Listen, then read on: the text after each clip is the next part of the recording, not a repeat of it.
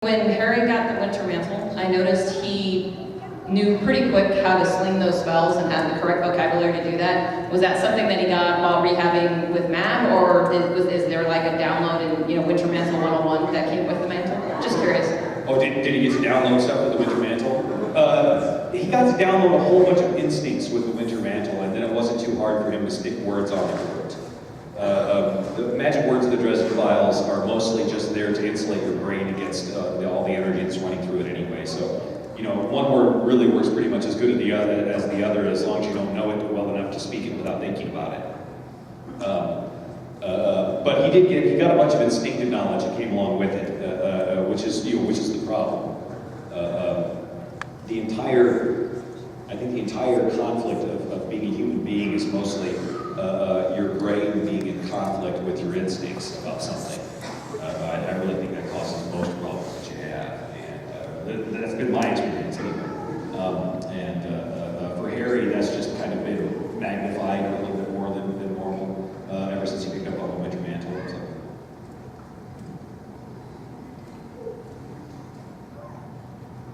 Hey. So we all know you're a big Star Wars fan. If you had unlimited free time and Disney gave you total control, how would you write Star Wars 7? Ooh, unlimited free time and Disney gave you total control. How would I write Star Wars 7? I would have to start with Solo and Organa's twins, and they would have to be like troublemaking children, like problem children. Is how that can work out. And I think the girl would be worse than the boy. From there, we'd have to get some grumpy old man action with Solo, because Dad still gets to be Dad. Even when Dad is old and grumpy, he's still Dad. So Solo would still get to show up at an appropriate point and shoot people first and stuff like that.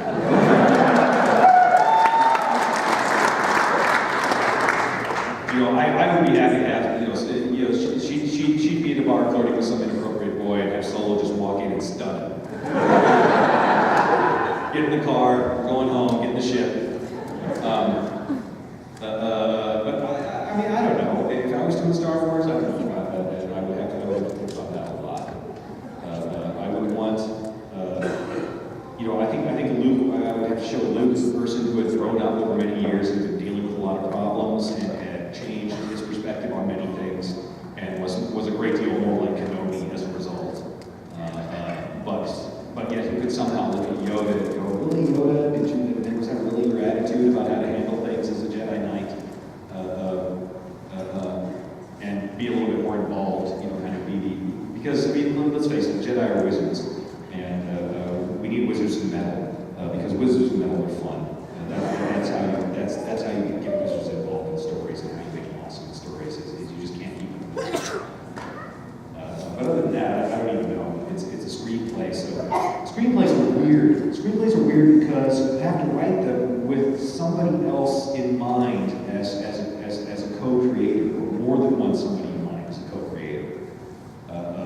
You've got to consider what a director is going to do. You've got to consider what an actor is going to do, and that sucks.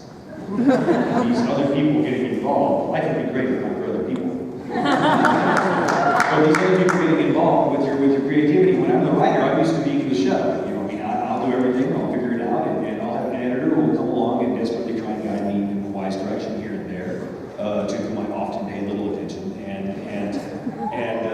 But when you're working in that collaborative environment, it changes things completely, and that's something that takes skill to learn how to do and learn how to deal with.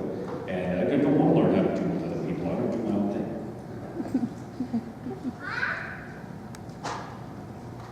Hi.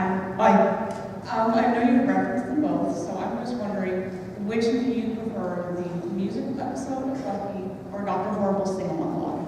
Which do I prefer, the musical episode of Buffy or Dr. Horrible? I'm going to go with the musical episode of Buffy just because there was a broader degree of the kind of music that you got to see.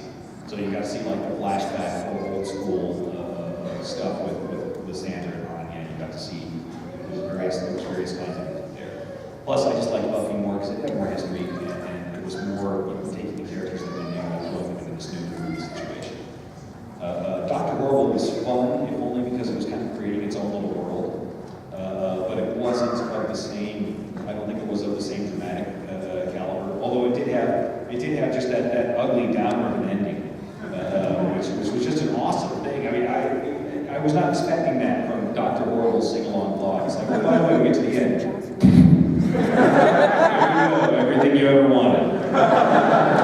Oh, man. And that's the difference between writing a comedy and writing a tragedy is you give people the results of their choices. You always do that in drama. You always give people the results of, you always give them what they've earned. And the only difference is did you make the right choice or not? And if you made the right choice, then you've got a conventional story with something like the happy ending. And if you made terrible choices like Dr. Horrible, then you get a tragedy as your ending. And tragedy's not big anymore. It was awfully, I thought it was awfully ballsy of Joss to go there on a little project like that. Let me write a little tragedy. Yeah, so pretty cool.